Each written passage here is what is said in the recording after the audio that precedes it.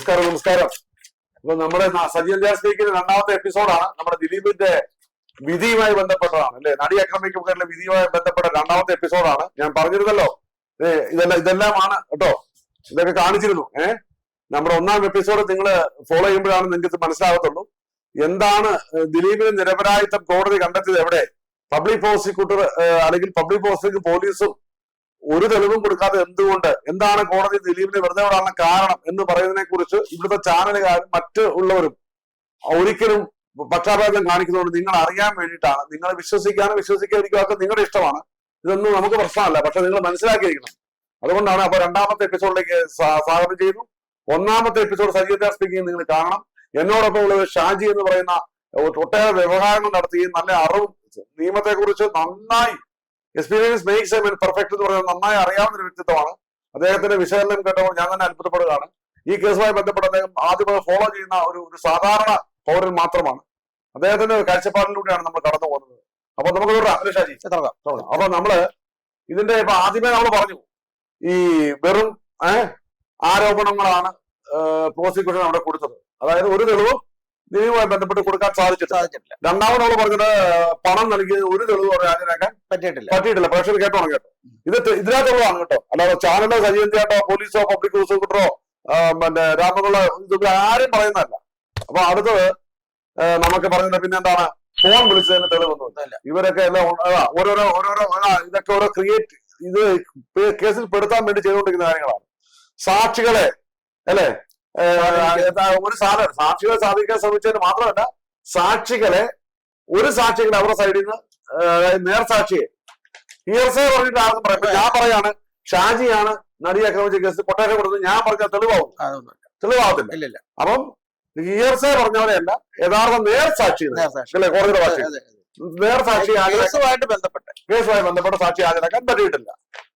അടുത്തതാണ് ഇനിയിപ്പോ നമ്മൾ അതുപോലെ തന്നെ ബാലേന്ദ്രകുമാർ സുനിയെ ദിലീപിനെ വീട്ടിൽ കണ്ടെന്ന് പറയുന്നത് തെറ്റാണെന്ന് കോടതിക്ക് പ്രൂവ് ചെയ്യാൻ പറ്റും. കാരണം സുനിയെ കണ്ട ദിവസം ആ ഒരാഴ്ച കാലം സുനി ഗോവയിലാണ്. ഇനി അടുത്ത ലാപ്സ്, അതായത് അടുത്തത് നമ്മൾ പറയാൻ കാരണം അടുത്ത കോടതി കണ്ടെത്തിയത് ഈ മാധ്യമങ്ങളിൽ വന്ന ആരോപണം. മാധ്യമങ്ങളിൽ വന്നത് യാതൊരു വിശ്വാസവുമില്ല. മാധ്യമങ്ങളിൽ വന്നത് ഒരു ആരോപണം മാത്രം, ജൽപ്പനം മാത്രം. ഇത് ആര് കൊടുത്തായിരിക്കും ഷാഹിയുടെ അഭിപ്രായത്തിൽ? ഇത് പറയുന്ന ഇതിനകത്ത് ദിലീപൻ എന്ന് പറയുന്ന ആളെ 20 വർഷം അദ്ദേഹത്തിന്റെ ഭാര്യനെ ജയിലിൽ ഇടണമെന്ന് ആഗ്രഹിച്ച, അല്ലെങ്കിൽ ജീവപര്യന്തം വരെ ജയിലിലിടണമെന്ന് ആഗ്രഹിച്ച ആൾക്കാരും അതിന്റെ പിന്നിൽ നിന്ന് പ്രവർത്തിച്ചത്. അത് അതിനകത്ത് പോലീസ് ഉണ്ട്. ജയിലധികൃതരാണ് എന്റെ അഭിപ്രായത്തിൽ ഏറ്റവും കൂടുതൽ ഇതിനകത്ത് സപ്പോർട്ട് ചെയ്യുന്നത്. ആ ജയിലിൽ പങ്കെടുത്തവരുടെ പലരുടെയും പേര് വിവരങ്ങൾ സന്ദർശക രജിസ്റ്ററിൽ നിന്ന് ചേർക്കാതിരിക്കുകയും അവർക്ക് അതിനകത്ത് ഫോൺ ഉപയോഗിക്കാൻ പറ്റുകയും ആ ഫോൺ ഉപയോഗിച്ച് ഇല്ല. അവരൊരു സാധനം പറയട്ടെ, സന്ദർശക സമയം വെച്ചിരിക്കുന്ന സമയത്താണ് വ്യാജമായിട്ട് രജിസ്റ്റർ ഉണ്ടായിരുന്നു. അതാ പറഞ്ഞ കാരണം ഇയാളുടെ ഒപ്പ് വ്യാജമായിരുന്നു. അതായത് നമ്മുടെ എന്നോട് ഈ ഇതിലൂടെ കടന്നു പോകുമ്പോൾ എനിക്ക് മനസ്സിലായത്, മുഴുവൻ വായിച്ചിട്ടില്ല, അതുകൊണ്ട് ഓർമ്മക്കുറവ് വന്നാൽ ശ്രമിക്കുന്നത്. പിടിച്ചിട്ടുണ്ട്, തെളിവിരിപ്പുണ്ട്. അതിനകത്ത് പറയുന്നത് ഈ രാവിലെ എന്തോ വന്ന സമയം മാറ്റിക്കളഞ്ഞു. ഇതുമായിട്ട് ഒത്തുപോകണ്ടേ, ഈ വരയ്ക്ക് ഇതുമായിട്ട് ഇവരുടെ കഥയായിട്ട് ഒത്തുപോകണ്ടേ. അത് എന്ത് ചെയ്യുന്നറിയോ, ഇവർക്ക് ഈ സമൻസിൽ ഇവർ ഒപ്പിട്ടല്ലോ. ഈ കേസ് കഴിഞ്ഞ് വെളിയിറങ്ങിയ പ്രതികൾ ഈ ജയിലിൽ കിടന്നത് സമൻസിൽ ഒപ്പിട്ട ഇവരുടെ സിഗ്നേച്ചറും ഇവിടെ ജയിലിൽ സിഗ്നേച്ചറും തമ്മിൽ ബന്ധമില്ല, ഒരു ബന്ധമില്ല. ഒരു എന്നാ പറഞ്ഞേ, കടലും കണ്ണാടിയും പോലും തമ്മിലുള്ള ബന്ധമില്ല. അപ്പൊ അതെല്ലാം പൊളിച്ചടക്കാം. അതായത് ഇത് പ്യൂർലി അബ്സല്യൂട്ട്ലി ഒരു ഫേക്ക് കേസ്, മാൽ പ്രാക്ടീസ് കേസായിരുന്നു, ഫേക്ക് കേസായിരുന്നു. അപ്പം അതാണ് പിന്നെ ഉള്ളത്. നമ്മുടെ ഈ പൾസർ സുനിയുടെ നടിയുടെ മൊഴിയിൽ ഒരു വൈരുദ്ധ്യം എന്നറിയോ. പബ്ലിക് പ്രോസിക്യൂട്ടർ കോടതിയിൽ വാദിച്ചത് പൾസർ സുനി എന്റെ കക്ഷിയെ ഗോവയിൽ വെച്ച് പല പ്രാവശ്യം ഇതുപോലെ ബലാത്സംഗം ഞാൻ ശ്രമിച്ചു അതിനകത്തുണ്ട്. ശരി, അങ്ങനെ സംഭവമുണ്ട്. അപ്പം നടിയോട് കോടതി ചോദിച്ചപ്പോ നടി പറഞ്ഞു അങ്ങനെ ഉണ്ടായിട്ടില്ല. മനസ്സിലായോ? അപ്പൊ അതായത് പൾസർ ഇതിനു മുമ്പ് അറ്റംപ്റ്റ് നടത്തിയിട്ടുണ്ടെന്ന് ബോധ്യപ്പെടുത്താൻ ഇവരൊരു സാധനം എഴുതി ചേർത്ത. അത് പക്ഷെ ഈ കുട്ടിയോട് കമ്മ്യൂണിക്കേറ്റ് ചെയ്തൊക്കെ വിട്ടുപോയിരുന്നു. എവിടെയെങ്കിലും ഒരു സത്യം കണ്ടോ എന്ന് ശരിക്കും അല്ലേ ആലോചിച്ചിട്ട്. അതിനേക്കാളും ഈ ഭീകരം നമ്മുടെ രാജ്യത്ത് ഷാജി നമ്മളെ പ്രൊട്ടക്ട് ചെയ്യുന്ന പോലീസ് അല്ലേ? തീർച്ചയായിട്ടും. ആ പോലീസ് തന്നെ ഒരാളെ കൊടുക്കുക, നമ്മുടെ നികുതിപ്പണം മേടിച്ചോണ്ട്, നമ്മുടെ നികുതിപ്പണം മേടിച്ചോണ്ട് പോലീസ് തന്നെ കൊടുക്കുക. തീർച്ചയായിട്ടും. പബ്ലിക് പോലീസുകൾ തല കൊണ്ട് വെച്ചിരിക്കുക. ഇവര് തല കൊടുക്കുക. പുതിയ ചാനലുകാരൻ നരേഷാണ്. ഇപ്പൊ എന്നെ ചാനൽ ഇനി വിളിക്കാൻ സാധ്യത കുറവാ. എനിക്ക് പോകണമെന്നില്ല, എന്നെ വിളിച്ചാൽ ഞാൻ പോകും. കാരണം അറിയാമോ, ഞാനിങ്ങനെ പറഞ്ഞുകൊണ്ടിരിക്കും, ഈ ചാനലിൽ പോയാൽ നമുക്ക് എല്ലാ കാര്യം പറയാൻ സമ്മതിക്കില്ല. കാരണം അവർക്കറിയാം എനിക്ക് എല്ലാം അറിയാവുന്ന. ഞാന് 3 ചാനലിലെ പ്രമുഖരായ പത്രപ്രവർത്തകർ എന്നോട് പറഞ്ഞൊരു കാര്യം കൂടെ പറയാം. എന്നോട് പറഞ്ഞത് പേര് വാങ്ങാൻ എന്ത്, ഒന്ന് മാതൃഭൂമിയാണ്, ഒന്ന് മനോരമയാണ്, പിന്നെ ഒന്ന് ഏതായിരുന്നു? ഞാൻ ചോദിച്ചു നിങ്ങൾക്ക് നാണയില്ലേ?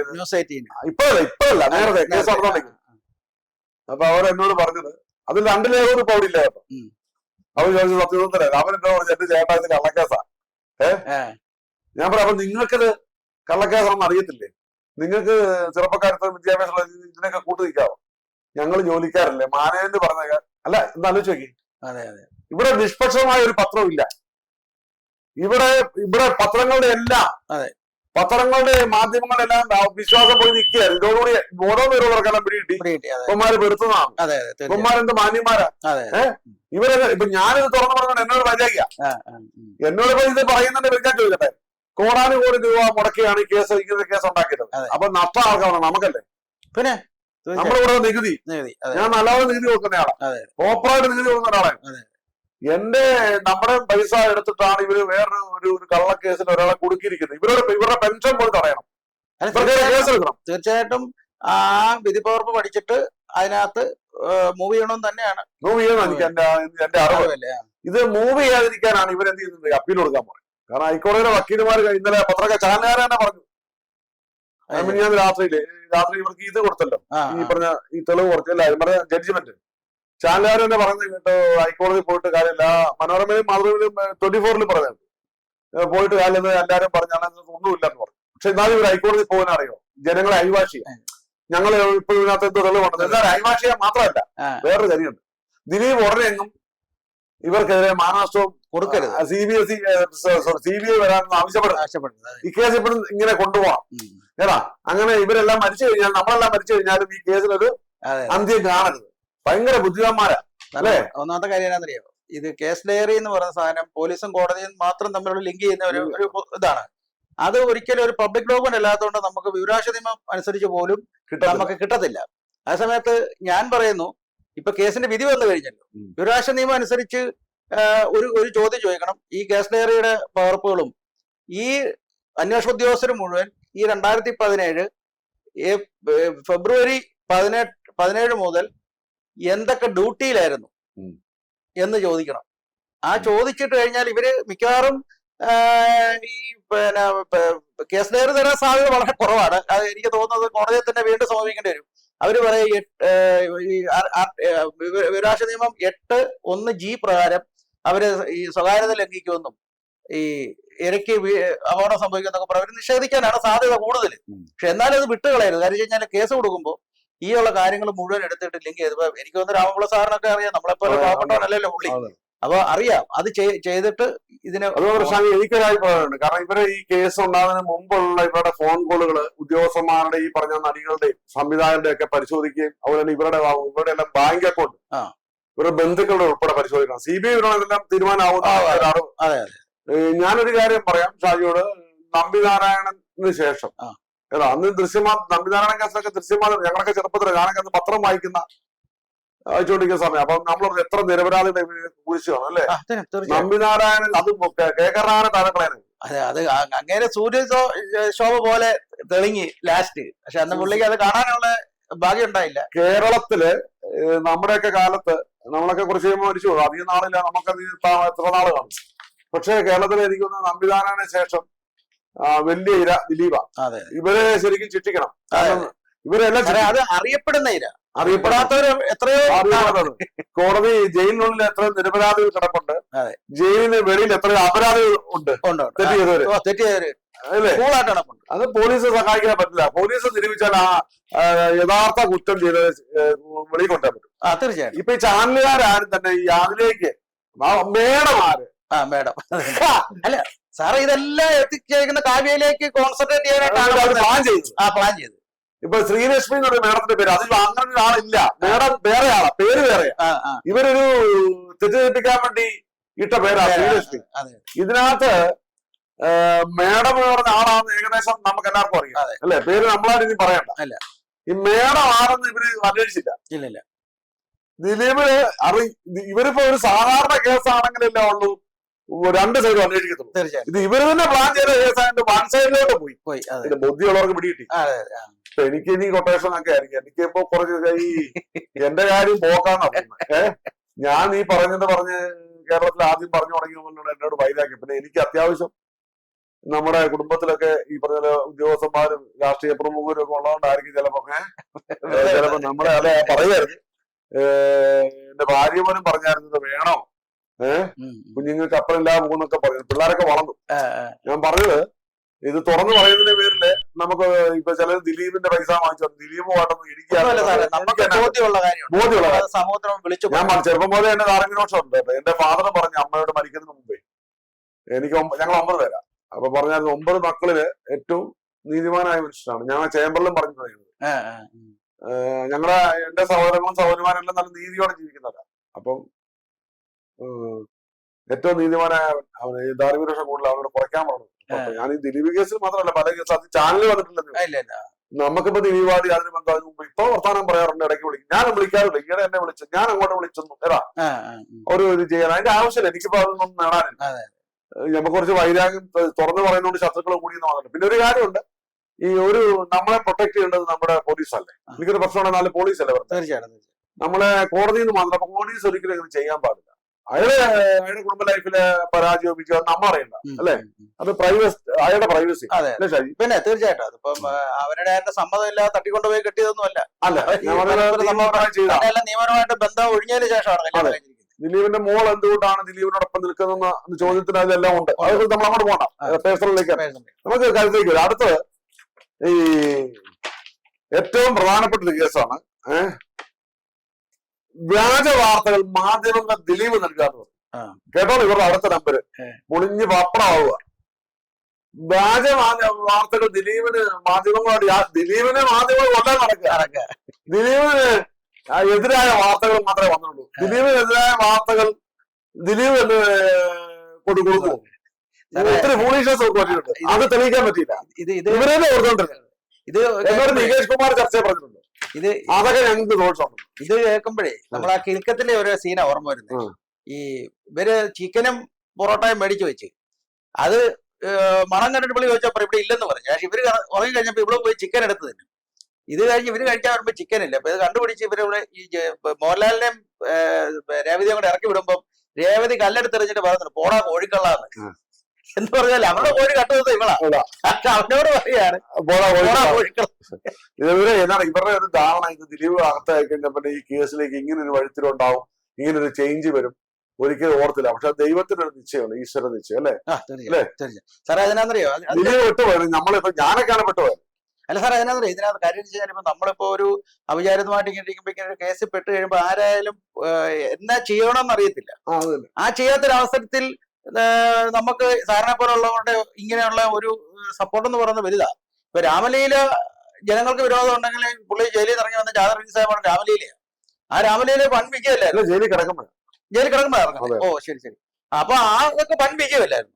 അതിനുശേഷം കഥ മോശമായതുകൊണ്ടോ അല്ലെങ്കിൽ മറ്റു കാര്യങ്ങൾ കൊണ്ടോ സിനിമ പൊളിഞ്ഞതുപോലെ ഈ സാധനം പുള്ളി ചെയ്തുകൊണ്ടാണെന്ന് വരുത്തി തീർക്കാനുള്ള ശ്രമിക്കും. അതൊക്കെ വലിയ തെറ്റാണ്. രണ്ടാമത്തെ കേസ് തന്നെ ഈ ബാലേന്ദ്രകുമാർ ചോദിച്ച പൈസ ദിലീപ് കൊടുത്തിരുന്നെങ്കിൽ ഈ ഒരു കേസേ ഉണ്ടാകത്തില്ല. ഞാനൊരു തെറ്റ് ചെയ്താല് ഞാൻ കാശ് കൊടുക്കാനും ശ്രമിക്കും. അത്രേ ഉള്ളൂ. തെറ്റ് ചെയ്യാത്തോണ്ടല്ലേ കൊടുക്കാൻ. 20 പിടിച്ചോ. അതെ, ഞാനോട് പറഞ്ഞേക്കരുത്. നമ്മുടെ മലയാളിയുടെ കോമൺ സെൻസ് നേരെയുള്ള ഏറ്റവും വലിയ ചോദ്യമായി കേസ്. അല്ലെ പിന്നെ അതായത് ദിലീപ് നല്ല ഡാമേജ് വന്നു. അതിന് 8 വർഷം അല്ലെ 9 വർഷം വീടുകാരെ പെട്ടുപോയല്ലേ. എവിടെയോ ഒരു ഭാഗ്യമുണ്ട് അല്ലേ. തീർച്ചയായിട്ടും അയാളുടെ കുടുംബം അനുഭവിച്ചു. ഒരാൾക്ക് ചോദിച്ചു നടിയുടെ കുടുംബത്തിന് ഉണ്ട്. തീർച്ചയായിട്ടും നമ്മളെ സൈഡിലല്ലേ. അയ്യോ അത്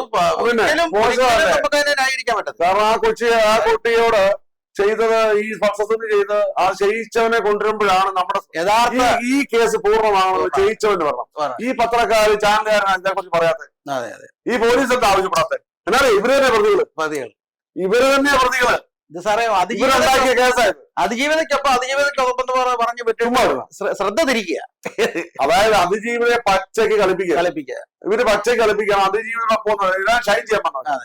പിന്നെ അവരുടെ ഫേസ് വാല്യൂ ഉണ്ടാക്കണം, അവർക്ക് പ്രൊഫഷണൽ രക്ഷപ്പെടണം.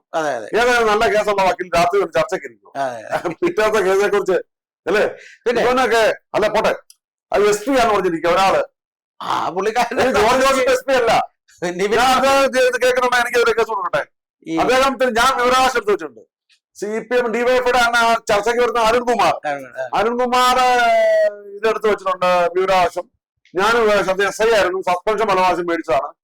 പിന്നെ അദ്ദേഹത്തെ DYSP ആയിട്ട് കുറച്ച് ദിവസം ഇരുത്തി. മറ്റേ DYSP അന്നത്തെ ഇത്ര പോലീസുകാരില്ലല്ലോ, അങ്ങനെയുള്ളതാണ് ഇദ്ദേഹം. കട്ടപ്പനക്കാരനാ മറ്റോ. അപ്പൊ ഞാൻ എടുത്ത് വെച്ചിട്ടുണ്ട്. അദ്ദേഹത്തോട് ഞാൻ പറഞ്ഞു വെല്ലു വിളിക്കുന്നു മഹാരാഷ്ട്ര എനിക്ക് അതിനെ കൊടുക്കാൻ ഇദ്ദേഹത്തെ കേസ്. അപ്പൊ ഇങ്ങനെ എന്താ അതിന് പറയുക? ഈ വന്നവരെല്ലാം വ്യാജമായി പറഞ്ഞു. അതൊക്കെ പോട്ടെ, അവര് ഇത് കഴിഞ്ഞ മതി ഇഷ്ടംപോലെ തെളിവുണ്ട്. ജോർജ് ജോസഫ് കഴിഞ്ഞ ദിവസം പറഞ്ഞത് തലേദിവസം 20 വർഷം തടവ് ഉറപ്പാണ്. ഇവര് നാട്ടുകാരെ പറ്റിക്കുക. നിവിൻ പോളിക്കെതിരെ പരാതി പുള്ളി പറയണെന്നറിയോ? നിവിൻ പോളി പത്രസമ്മേളനം നടത്തിയതാണ് കുടുങ്ങിപ്പോയത്. 20 വർഷം നിവിൻ പോളി അകത്ത് നിയമത്തിന്റെ ABCD അറിയത്തില്ലെന്നേ. ഇവരെയൊക്കെ വക്കീലായി. ഞാൻ പോട്ടെ. ഇനി അടുത്തത് ശ്രീകുമാർ മേനോനെ പരാമർശമുണ്ട്. SIT വിളിപ്പിച്ചിട്ടില്ല. ഈ കേസിൽ പ്രിയപ്പെട്ട പ്രേക്ഷകർ കേൾക്കണം. ശ്രീകുമാർ മേനോനെ, ഡയറക്ടർ ശ്രീകുമാർ മേനോനെ SIT ചോദ്യം ചെയ്യാൻ വിളിപ്പിച്ചിട്ടേ ഇല്ല. കാരണം വിളിപ്പിച്ചു കഴിഞ്ഞാൽ പ്രശ്നം എന്നാ കാര്യം 2012 മുതൽ ശ്രീകുമാർ മേനോനും മഞ്ജു വാര്യനും തമ്മിൽ നല്ല ബന്ധത്തിലായിരുന്നു, നല്ല സുഹൃത്തുക്കളായിരുന്നു. ഓക്കെ, അത് കുറച്ചു കാലം കഴിഞ്ഞപ്പോ ഈ ബന്ധം വഷളായി, സാമ്പത്തിക പ്രശ്നം ഉണ്ടായി, ഇവർ തമ്മിൽ ഫ്രണ്ട്ഷിപ്പ് പോയി. അപ്പം ശ്രീകുമാർ മേനോനെ വിളിച്ചാൽ ശ്രീകുമാർ മേനോൻ ഈ കേസിന് അനുകൂലമായി, പോലീസിനും പബ്ലിക് ഓഫീസർക്കും അനുകൂലമായി പറയില്ല എന്ന് കണ്ടുകൊണ്ട് എന്ത് ചെയ്തില്ല, വിളിപ്പിച്ചില്ല. ഇവരാരോടായി പറഞ്ഞുകൊണ്ടിരിക്കുന്നത് അല്ലേ? അയ്യോ, ശരിക്കും പറഞ്ഞാല് ഈ കുറ്റപത്രത്തിന് ജഡ്ജിമെന്റിലൂടെ കടന്നു പോകുമ്പോ പ്രേക്ഷകർ മനസ്സിലാക്കണം, ധാർമ്മികപക്ഷമുള്ളവർക്ക് ധാർമ്മികപക്ഷം ഉണ്ടാവും. കഷ്ടമാണ് കാണിച്ചത്. ഇവിടുത്തെ ചാനലുകാര് മാപ്പ് പറയും. മാപ്പൊന്നും പറയുന്നില്ല, ഒന്നുമില്ല. അവര് ഇപ്പോഴും പറഞ്ഞുകൊണ്ടിരിക്കുന്നത് പബ്ലിക് പ്രോസിക്യൂട്ടറെ വീഴ്ച, പബ്ലിക് പ്രോസിക്യൂട്ടർ നിരപരാധികളാ. അതുപോലെ തന്നെ കഴിഞ്ഞ ദിവസം TV പറഞ്ഞു. TV കഴിഞ്ഞ ദിവസം പറഞ്ഞത് ഞാൻ കോടതിയിൽ ഒരു അക്ഷരം മിണ്ടാൻ എന്നെ സമ്മതിച്ചതെന്ന് പറഞ്ഞില്ല. അതേ TV വെളിയിൽ പറക്കടിക്കുക. അറിഞ്ഞോ നിങ്ങൾ? ആ അതിജീവിതയെ കോടതിക്കുള്ളിൽ ഇട്ടുകൊണ്ട് 20 വക്കീലുമാർ ഒരുമിച്ച് ആക്രോശിക്കുകയാണ്. ഒരിക്കലും അങ്ങനെ പറ്റുമോ? നടക്കത്തില്ല, കോടതി അനുവദിക്കുകയല്ല. 20 വക്കീൽ സംഭവിക്കും. ഒരുമിച്ച് ആക്രോശിക്കാൻ പറ്റുമോ? ഒരു വക്കീലെ ഒരാളെ ഉണ്ട് അല്ലേ? അത് തീർന്നു എന്ന് പറഞ്ഞാല് കോടതി അനുവദിക്കുള്ളൂ അടുത്ത ആളുടെ. അപ്പൊ ഇതൊക്കെ വെറുതെ കള്ളക്കഥയാണ്, വെറും കള്ളക്കഥ. ജഡ്ജി വന്നപ്പോ ദിലീപേക്കണം ജഡ്ജി കൈകൂപ്പി എന്ന് പറഞ്ഞു. അത് ഒരിക്കലും സംഭവിക്കത്തില്ലെന്നേ. ഇവര് പറയുന്നത് ഒരു പുരുഷാരം മുഴുവൻ നോക്കി നിൽക്കുമ്പോ അങ്ങനെ ഒരു സംഭവം നടക്കാന്ന് പറഞ്ഞാൽ ഇത് എന്തോ ഒരു ദിലീപിനെതിരായിട്ടും ജനങ്ങളുടെ വികാരം തിരിച്ചുവിടാൻ അത്രേ ഉള്ളൂ. അതിലേക്ക് ആളെ നേരത്തെ മുൻകൂട്ടി നിർത്തിയിരിക്കുകയാണ്. അതെ. അപ്പം മോതിരം ഇതിന്റെ കാര്യം നമ്മൾ പറഞ്ഞല്ലേ. പിന്നെ ഏതാണ് പ്രധാനപ്പെട്ട ഒരു കാര്യം പ്രേക്ഷകർ കേട്ടോണം. 2012 കൊടുത്ത കൊട്ടേഷൻ ശ്രദ്ധിക്കണം പ്രേക്ഷകർ, ഇതാ വലിയൊരു പോയിന്റ്. അത് പൾസസുനി നടപ്പിലാക്കിയത് 2017. എത്ര വർഷം കാലതാമസം വന്നു? 5 വർഷം കാലതാമസം വന്ന് എന്തെന്ന് ചോദിച്ചപ്പോൾ കോടതിയിൽ പറഞ്ഞെന്താണെന്നറിയോ? പ്രേക്ഷകർ കേട്ടോ, പൾസസുനി പല കേസുകളിലായി ഒളിവിലായിരുന്നു.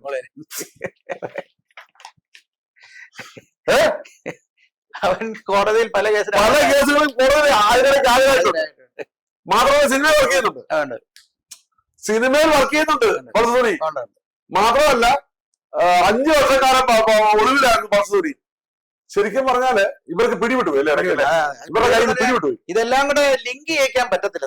ഇവർക്ക് ലിങ്ക് ചെയ്യാൻ പറ്റത്തില്ല. അത് ഒരിക്കലും ഇപ്പം ഈ പൾസസുനിയും അപ്പണ്ണിയും 2 മഹാനടന്മാരുടെ ഡ്രൈവർമാരായിരുന്നു.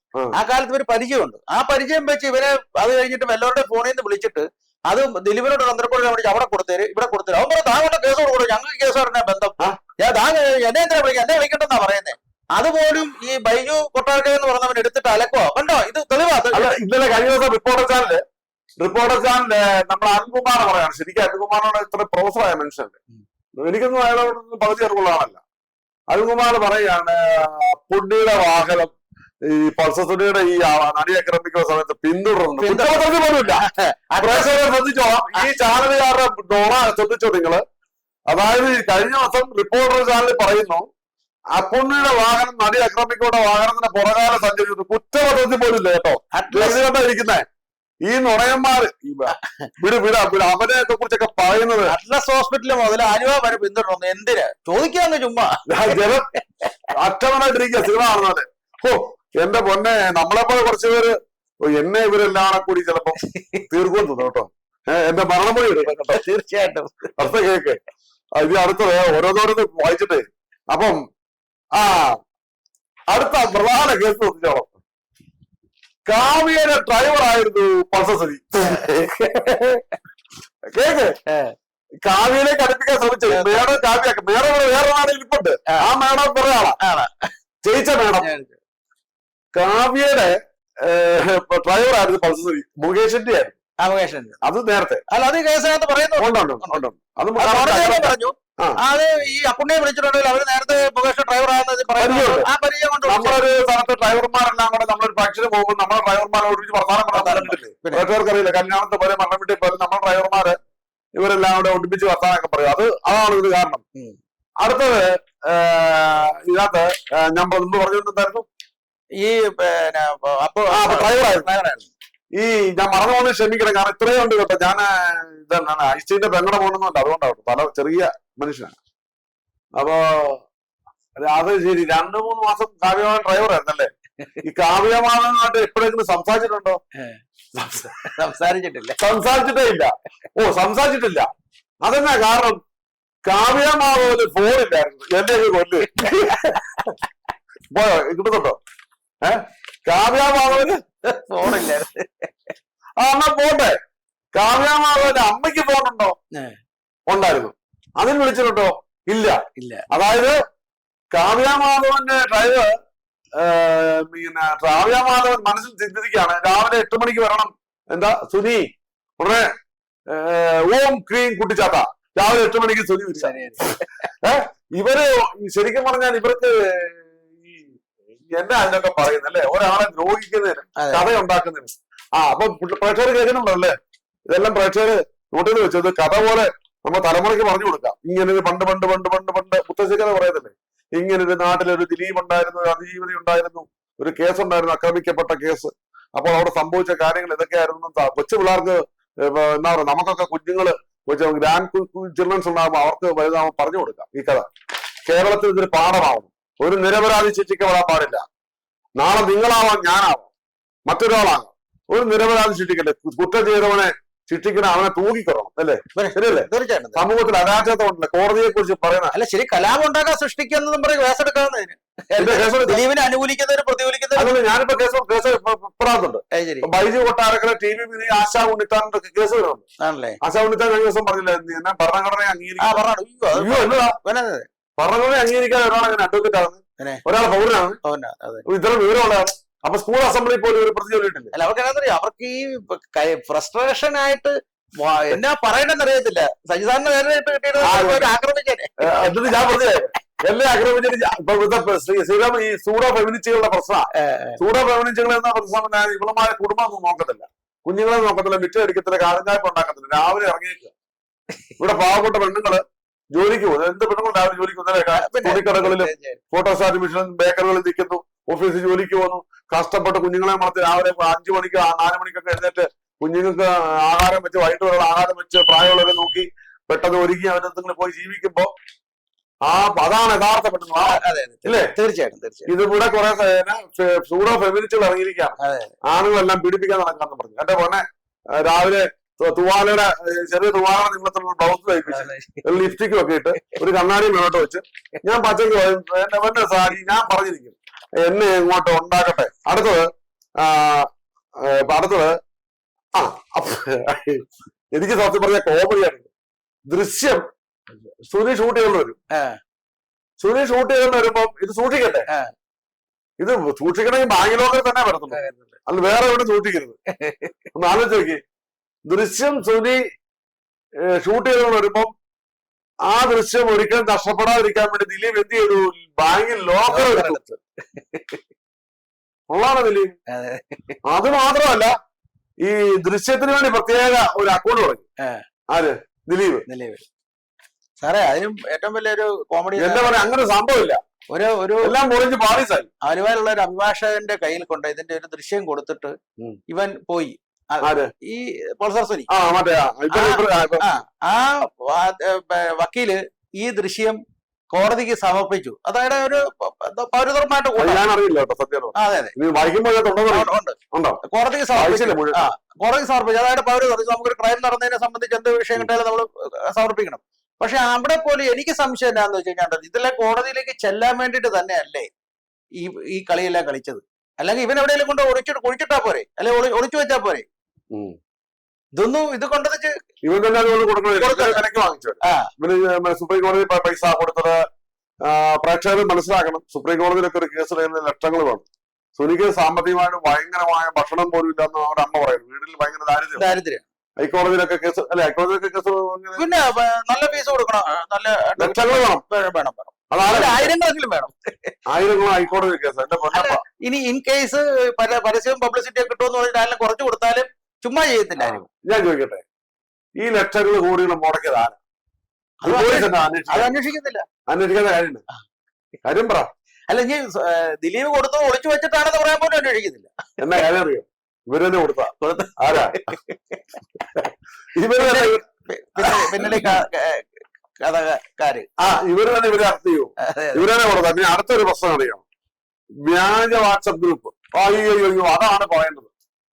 ഇവര് പറഞ്ഞിട്ട് വ്യാജ വാട്സപ്പ് ഗ്രൂപ്പ് ഉണ്ടാക്കിയുള്ളതല്ലേ. നമുക്കൊരു കാര്യം ചെയ്യാം, വ്യാജ വാട്സപ്പ് ഗ്രൂപ്പ് വെച്ച് പിന്നെ മെമ്മറി കാർഡ് ഹാഷ്പാഡ് അടുത്ത എപ്പിസോഡ് സംസാരിക്കാം കേട്ടാ. പ്രേക്ഷകരെ അടുത്ത എപ്പിസോഡ് കാണണം കേട്ടോ. നീതി നടക്കട്ടെ, ആകാശം ഇടിഞ്ഞു വീണാകും. കേട്ടല്ലോ, നിങ്ങൾ കേൾക്കണം 3ാമത്തെ എപ്പിസോഡ്.